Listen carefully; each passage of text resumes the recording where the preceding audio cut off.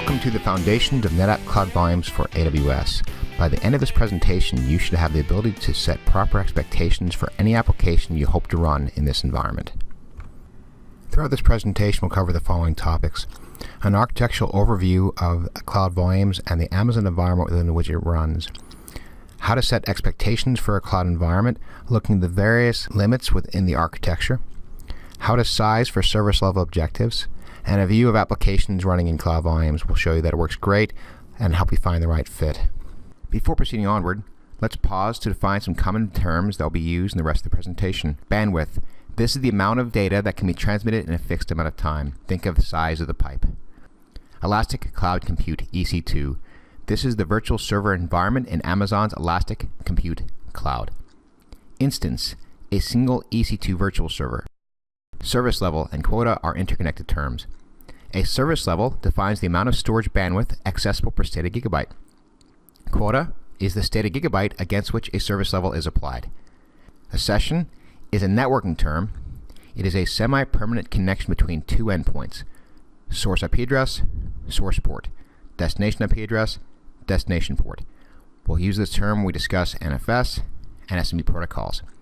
Throughput is the amount of data that is transmitted in a fixed amount of time. Think amount of pipe filled. Virtual Private Cloud, or VPC, is a logically isolated virtual network dedicated to your AWS account. And Virtual Private Gateway, this is the VPN concentrator on the Amazon side of the VPN connection. Throughout this presentation, we will take a top-down approach to evaluating the performance capabilities of Cloud Volume Service running in Amazon Web Services.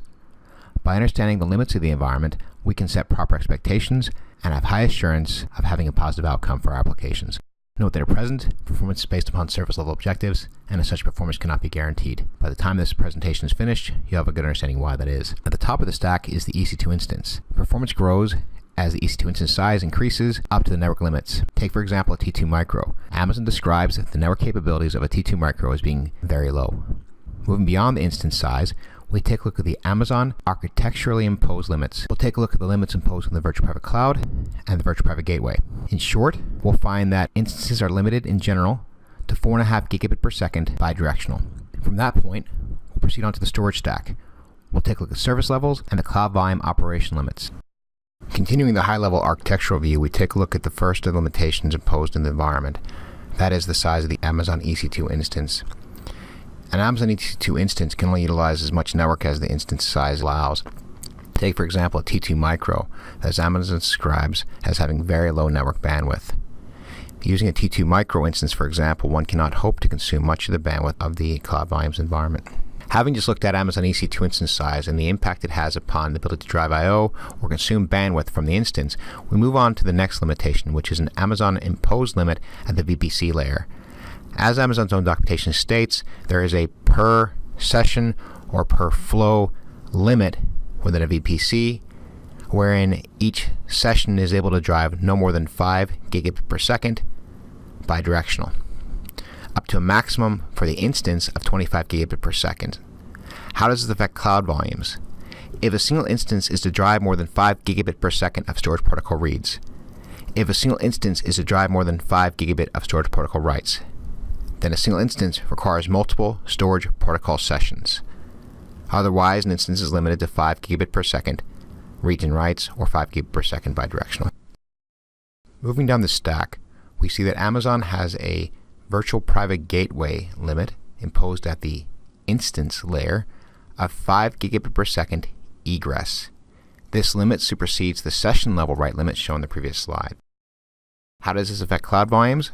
Regardless of the storage protocol used by the instance, be it NFS or the yet-to-be supported SMB, regardless of the storage protocol session count per instance, and recall that a session is defined as a source and destination IP address and source and destination TCP port, as well as protocol. Regardless of the number of volumes per instance, be it one volume or many volumes, an instance can write no more than 5 gigabit per second to Cloud Volumes.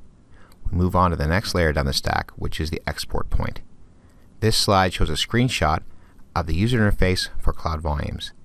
We see here 6 volumes, Oracle 2 through Volume 1. The highlighted section of this screenshot shows an IP address of 172.168.5052. Note the same IP address for all 6 volumes. Cloud Volume allocates one logical interface per tenant. A tenant is, in this case, my VPC, and the stamp is the Cloud Volume. The standard Linux NFS client uses one session to mount all NFS exports from a given IP address. Thus, Linux instances are limited to 5 gigabit per second bidirectional. In this scenario, were my EC2 instance to mount one or all of these volumes, we would have one session only. Presently, SMB is not supported. When SMB is supported in Cloud Volumes, the SMB client will be limited to one session, just as NFS. Thus, SMB clients will be limited to 5 gigabit per second read and write.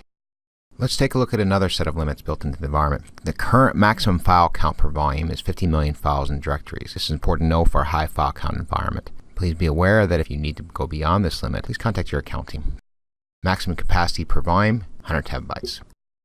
At the beginning of this presentation, we discussed that you would develop the ability to set proper expectations for applications under consideration for movement to Cloud Volumes. Towards that end, I armed you with the limits of the environment from the top of the stack to the bottom. At this point, you have enough information to assess your application for placement into Cloud Volumes, and to decide whether your application will be a good fit as it is, whether it will require some modification for placement, or whether today is just not the right time. Towards that end, the following profiles may be used. If your per instance needs, whether it be one instance or many, are less than or equal to 4.5 gigabit per second bidirectional using the standard Linux NFS client, it could be a good fit. If your workload scales horizontally across multiple clients such that the clients are able to take full advantage of the volume's capabilities, or such that your individual client needs are such that they can skirt underneath the limits imposed in the environment, whether at the VPC, Amazon Virtual Private Gateway, or the Direct Connect links themselves, it might be a good fit. If your workload is a high file count workload and requires less than 50 million files or directories, or you're willing to talk to your account team and have that number increased, it might be a good fit as well. And Oracle workloads are especially well suited to Cloud Volumes due to the capability of Direct NFS, the ability to add additional sessions on demand. We're continually testing out application to Cloud Volumes, and we'll add more to this list as we go along. At this point, you should know that Cloud Volumes is a very capable environment. You should understand the limits posed upon it, and you should be ready to go. Thank you.